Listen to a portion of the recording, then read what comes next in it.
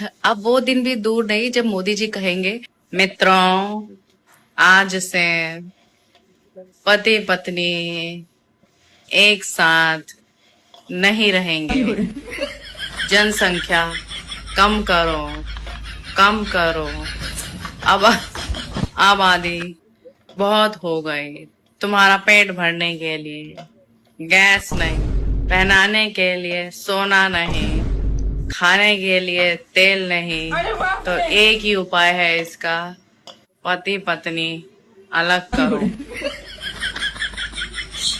Sorry Modi ji.